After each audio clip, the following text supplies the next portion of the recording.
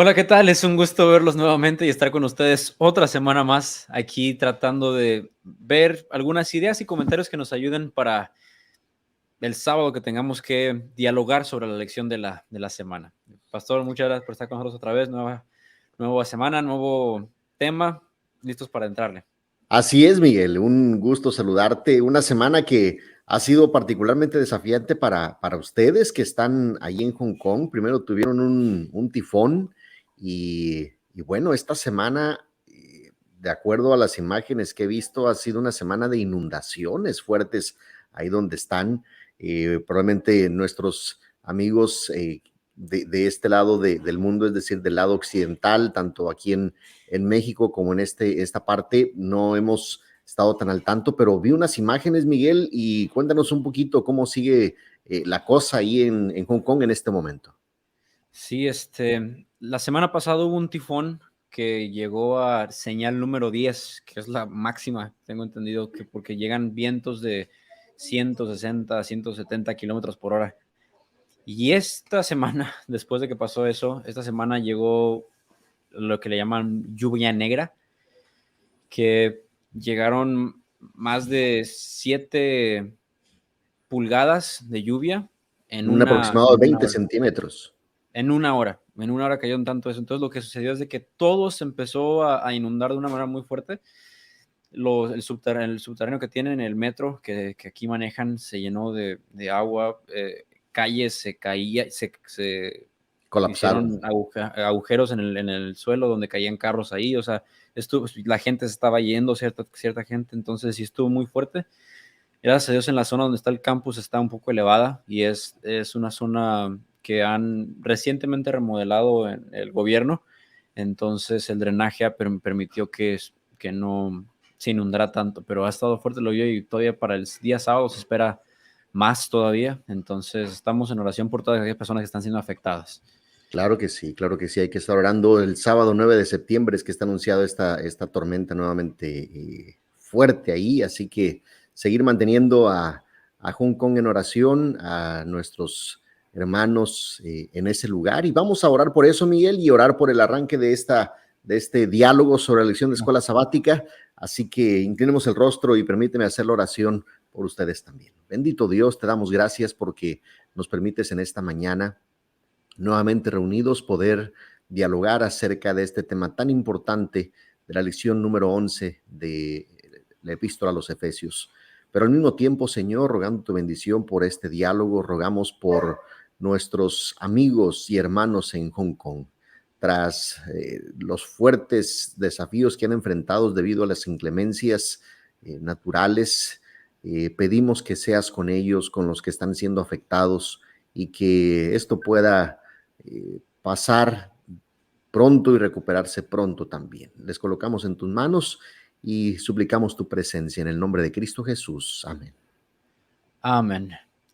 Pues bueno, como bien saben, tenemos 4 puntos en menos de 30 minutos que vamos a tratar de ver las partes a resaltar de esta semana. Entonces, sin más preámbulo, vamos a la primera, a la que le titulamos, todas tienen la misma introducción, la misma primera parte, y empiezan todas con la palabra llamado a.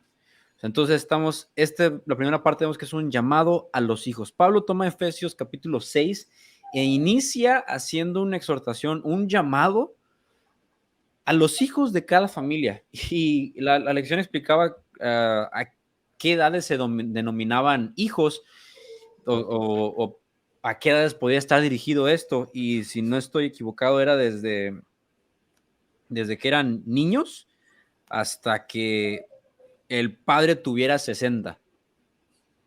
Sí, esto está, sí, ¿no? Así está, así es como está. Sí, sí, Entonces, sí. Es decir, no es únicamente mientras estás bajo el techo o únicamente, desde luego el contexto social es particular, el del primer siglo y en esa zona del mundo, en lo que ahora es Turquía, donde se encontraba Éfeso. Y me parece, Miguel, que aquí él pone una plataforma muy importante, porque Efesios capítulo 6, versículo 1 dice: hijos, obedeced en el Señor a vuestros padres. Y esto coloca un contexto muy importante, porque cuando dice en el Señor, ya está colocando una plataforma espiritual, una plataforma incluso bíblica, sobre la cual, cristocéntrica, sobre la cual la dinámica debe de proceder. Es decir, no es esta forma impositiva, no es esta forma únicamente de hacerlo porque hay que hacerlo, sino pone el marco cristocéntrico de cómo se debe dar esa relación de los hijos hacia los padres, Miguel.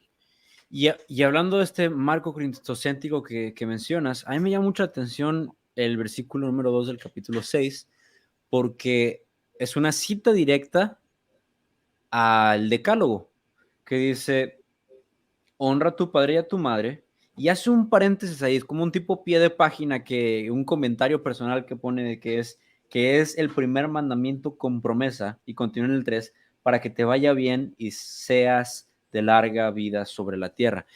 Me llaman dos cosas la atención aquí.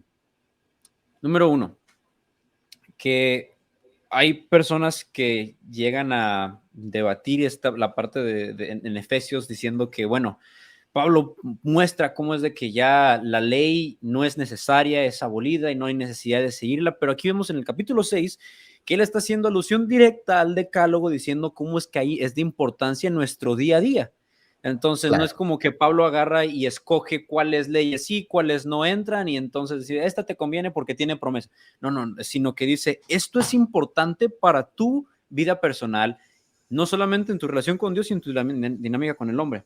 Y la segunda cosa que a mí me llama la atención es el paréntesis que hace y dice que es promesa, que ese es el primer mandamiento con promesa. Porque lleva Pablo el mensaje del que está en el decálogo y lo hace todavía más personal para los muchachos, para los jóvenes, para los hijos, diciéndoles, esto no es nada más para que les hagas caso porque así lo dice el Señor, sino porque tú te ves beneficiando haciendo lo que el Señor dice. Entonces, estas dos cosas a mí me llaman mucha atención. Sí, Miguel, y qué bueno que lo traes al diálogo en esta ocasión, y me parece muy importante que al hablarlo en la escuela sabática, esto el sábado pueda ser resaltado. Tú pusiste algunos elementos ahí importantes, la validez del decálogo, siendo que regularmente Gálatas y Romanos, escritos también por Pablo, se consideran como antinomistas, es decir, que tratan de hacer a un lado la ley. Pero aparte, no únicamente dice que este es el primero de los mandamientos, como que si los primeros 4 dejan de existir, sino más bien que es el primero que trae promesa, lo cual no elimina los otros 4, eso mantiene la totalidad de eso. El otro aspecto también que vale la pena resaltar, adicional a los que has mencionado, es, así como pone un marco cristocéntrico al inicio en el versículo 1, ahora también pone un marco ético dentro del cual se encuentra la ley de Dios. Es decir, la ley de Dios sigue siendo la plataforma ética para el cristiano, es decir, aquello que determina lo que está bien y lo que está mal en mi interacción. En otras palabras, la ley de Dios no tiene que ver únicamente con mi relación con el Señor, sino en mi relación con los demás. Y ya que tú mencionabas estos aspectos, coloco un tercero de los que te he mencionado. Sabes, Miguel, que regularmente vemos el mandamiento 5, el de honra a tu padre y a tu madre, como, ok, aplica a mi relación de hijo hacia el padre. Pero hay un principio más de fondo en este quinto mandamiento que tiene que ver con respetarás la autoridad establecida por Dios. Yo no escogí a mi padre, tú no escogiste a tu padre. Y lo que el Señor está diciendo a través de Pablo aquí y por medio de la inspiración del Espíritu Santo es, vas a respetar aquella autoridad que ha sido colocada aun cuando tú no decidiste que estuviera. Y esto en forma inicial con los hijos se tiene su implicación en el resto de lo que veremos en el capítulo 6 de Efesios, porque todo está relacionado con esa dinámica de autoridad y con ese sometimiento a lo que el Señor ha establecido. Y me gusta mucho el punto que dices, y creo que conecta súper bien con lo que vamos a decir a continuación, el su punto número 2, porque el punto final fue, dijiste, la autoridad dada por Dios. el que esa autoridad haya sido otorgada por Dios a los padres lleva muchas implicaciones Es que se correcto, tienen que seguir. Y es por eso que nuestro segundo punto es un llamado a los padres. Porque cuando claro. termina el versículo 3, el va y dice, y vosotros padres, no provoquéis a irar a vuestros hijos, sino criadlos en disciplina y amonestación del Señor. Mira, como ustedes ya saben, y lo hemos dicho aquí en las transmisiones pasadas, mi esposa, Fanny, está embarazada.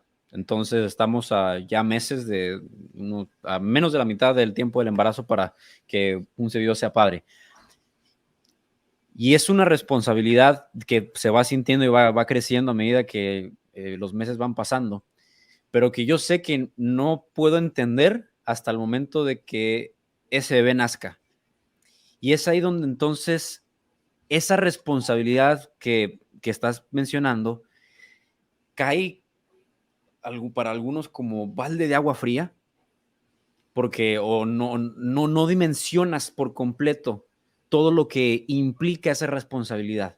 Porque cada cosa que tú hagas o digas, cada palabra que se mencione, cada gesto, impacta la vida de esa criatura. Yo tengo muy presentes varias cosas que viví como hijo tuyo, que cuando estábamos y muchas que capaz tú no te recuerdes, y puede ser que yo me acuerde muy mal de ellas porque, o sea, no mal en el sentido de que fueran malas, sino en el sentido de que no tenga la mejor memoria Desde para tu recalcando perspectiva, desde luego. cada parte, ¿no? Claro. Pero son cosas que quedan palmadas en la vida del hijo para bien. En mi caso han sido para bien, gracias a Dios.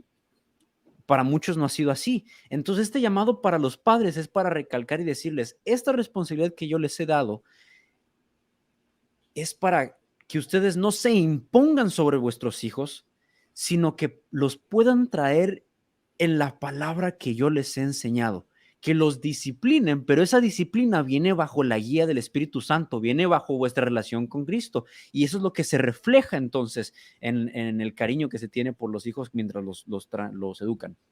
Claro. La sección anterior hablábamos de cómo el hijo no elige a sus padres. Aquí, en cambio, el padre sí elige ser una autoridad. Y todo aquel que es padre tiene bajo su cuidado y bajo su responsabilidad a sus hijos. Por lo tanto, nos coloca también un marco cristocéntrico. Por eso dice, en disciplina y amonestación, no bajo los parámetros que tú consideres que sean los correctos, sino dice, bajo disciplina y amonestación del Señor, dice el versículo 4. Así que el versículo 1, los hijos es obedeced en el Señor, los padres es disciplina y amonestación del Señor, lo cual también, Miguel, nos lleva y nos conecta con el marco legal provisto en el Antiguo Testamento, en el Pentateuco. No olvidemos que desde el Éxodo hasta Deuteronomio, comienza a darnos una serie de pautas. Deuteronomio capítulo 6 dice, y estas cosas que yo te mando hoy las repetirás a tus hijos cuando anden por el camino, cuando se levanten, cuando se acuesten, las escribirás en las puertas de tu casa. Y cuando dice disciplina, no se está refiriendo a ese castigo infligido por medio de la fuerza o por medio de un instrumento de sometimiento, sino la palabra disciplina está conectada con discipulado, es decir, tratar de guiarlos en ese proceso y guía que permita que el que está bajo mi cuidado pueda ser guiado bajo los principios divinos y en el temor de Dios también. Y esta parte de la palabra temor, que nosotros vemos cómo es que el temor de Dios no significa sino tener miedo, sino es otra connotación. Vemos cómo el autor lo pone pone una cita al final del día lunes, donde la autora, la que cita, dice que el padre tiene que llevar al hijo a que obedezca no por miedo, sino por amor, por bondad. Y son cosas que, bueno, ahora que me he estado tratando de preparar lo que más se puede para ver cómo va a ser la educación del hijo que viene, hay muchas corrientes filosóficas, digo, porque son corrientes de pensamiento de cómo poder educar al hijo. Está la crianza respetuosa, está la manera en la que la permisiva, en la que, y hay muchas diferentes, que si tú te pones a ver esas que dicen, no, es que los padres antes lo hacían diferente porque no estaban los estudios psicológicos que tenemos ahora, no estaban los estudios de casos que tenemos ahora, pero si tú te pones a ver lo que esas nuevas corrientes quieren proponer, ya estaba escrito en los escritos del N.G. de White antes. Son cosas que aquí nos está poniendo la esta. Y eso está basado entonces en la Biblia. La Biblia ya nos establece una pauta muy certera y concreta para ver cómo es que un padre puede guiar. Dicen que no hay manual para hacerlo. Yo digo que sí hay partes de ese manual y que las podemos encontrar en la palabra de Dios para ver cómo es de que podemos llevar con la guía del Espíritu Santo a una educación lo más cercana a lo que Dios impuso desde antes. Claro.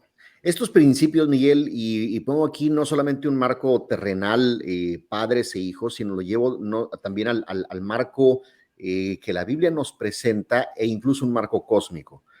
Cuando nosotros vemos a Adán y Eva, alguien pudiera decir, bueno, ellos cómo transgredieron la ley y por qué fueron expulsados del paraíso si ellos no tuvieron padre y madre. Es cierto, ellos no tuvieron un padre y una madre natural, tal como el resto de los humanos la hemos tenido, pero ellos también tuvieron una autoridad divinamente establecida. Y esta autoridad establecida les dijo, no comeréis del árbol del bien y del mal. Por lo tanto, cuando ellos desobedecen las indicaciones de la autoridad establecida, transgreden los mandamientos. Lo llevo a nivel cósmico. Satanás no tuvo un padre y una madre natural, al menos no desde la Biblia, no es posible afirmar eso, pero sí es posible observar que él no obedeció la autoridad divinamente establecida por Dios y él se revela, Isaías 14 y Ezequiel 28 los lleva.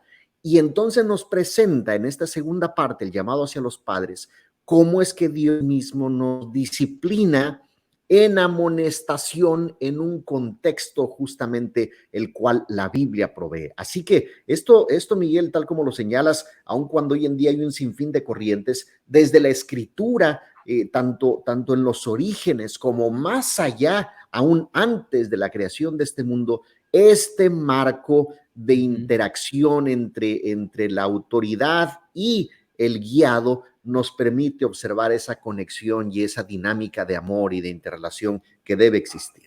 Muy bien explicado, muy bien presentado, y creo que esto nos ayuda a llegar al tercer punto que tenemos. Tenemos el llamado a los hijos, llamado a los padres, pero en esta pauta que está para nosotros poder someternos a una cierta ley. En el tiempo de Pablo, en el que está escribiendo esto a los Efesios, vemos que hay un asunto sociopolítico, un asunto social muy presente, que es el asunto de los esclavos. Entonces, por eso el punto número 3 lo llamamos llamado a los dulos, porque es la palabra que se utiliza específicamente en este contexto para describir al esclavo. Y me llama a mí mucho la atención de la manera en cómo Pablo lo hace llegar a los esclavos, porque no es un llamado a rebeldía, no es un llamado a levantarse en armas y salir y sacar, que es lo que, como podemos ver en las epístolas, ciertas personas pensaban cómo es que iba a llegar el Mesías, que iba a llegar a un levantamiento en armas y que iban a llegar a quitar y cambiar y todo eso. Vemos que es algo diferente. Dicen, acomódense donde estén, no para estar cómodos, sino para utilizar la posición en la que tengan, sea maestro o sea esclavo, para mostrar el amor de Jesús, para mostrar que Cristo vive en ti, y entonces eso hace una diferencia en cómo actúas. No es un llamado a un cambio social. Claro, no está poniendo las pautas y la guía para cómo implementar una revolución social justamente y a procurar establecer un orden completamente distinto. Desde luego, la palabra de Dios nos presenta un marco social que es distinto al terrenal y es muchas veces va en contracorriente, mas no significa que éste se impondrá sobre aquello. Y a lo largo de la historia, cuando se ha querido intentar hacer esto, se fricciona y existen consecuencias catastróficas.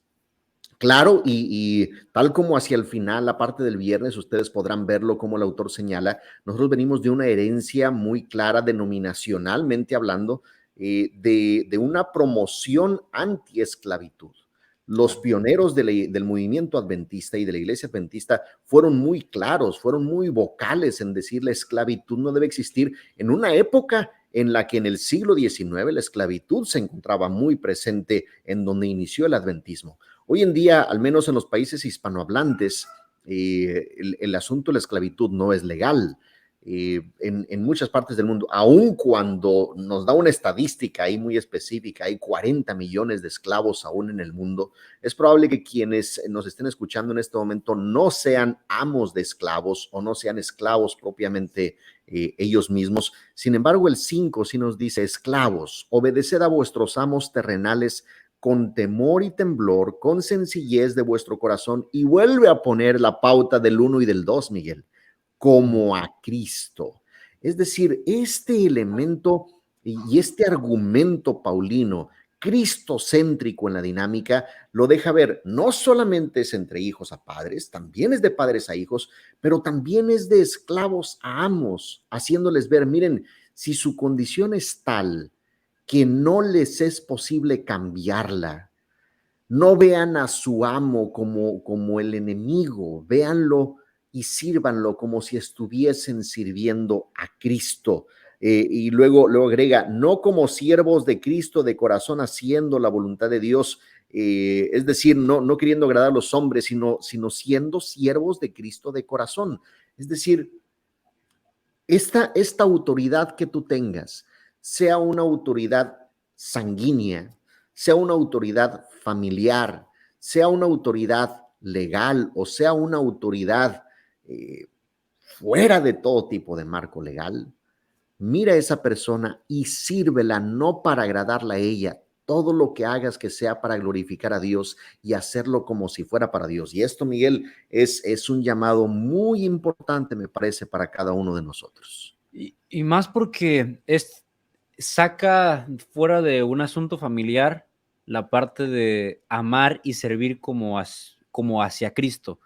Lo pone ahora en un asunto social donde, bueno, como bien mencionabas, como denominación no estamos a favor de esto de ninguna manera, y ya no es algo que se practica en los lugares en los que uno vive. Tenemos otro tipo de asunto social en lo que está la relación de empleado y empleador, que es donde normalmente hacemos esta conexión, sea cualquier tipo de relación que sea, mientras sea una relación de autoridad y de someternos a algún tipo de autoridad terrenal. Yo siento que este punto y es muy importante tenerlo en cuenta, porque nos lleva a poder servir no pensando en esa autoridad terrenal, no pensando en la persona, no en pensar en agradar a esa persona, sino pensando que uno está haciendo esto para Dios. Claro. Y está haciéndolo de su mejor esfuerzo y mejor manera, porque esto es algo que mismo Jesús decía, o sea, desde antes dice, ve la segunda milla, pon la otra mejilla, son cosas que dice, no te detengas de ser como Cristo por como las otras personas actúen. Tú imita a Cristo, sé como Él, busca servirle a pesar de cómo las otras personas actúen. Claro. Y es ahí donde se marca la diferencia. Y este versículo 7, cuando dice, servid de buena voluntad como al Señor y no a los hombres, creo que bien puede caber una paráfrasis así. Yo tengo un jefe inmediato, el director de la Facultad de Teología, el pastor Juan José Andrade, y tengo un jefe general, el profesor Ismael Castillo, rector de la Universidad de Montemorelos. Permíteme hacer una paráfrasis.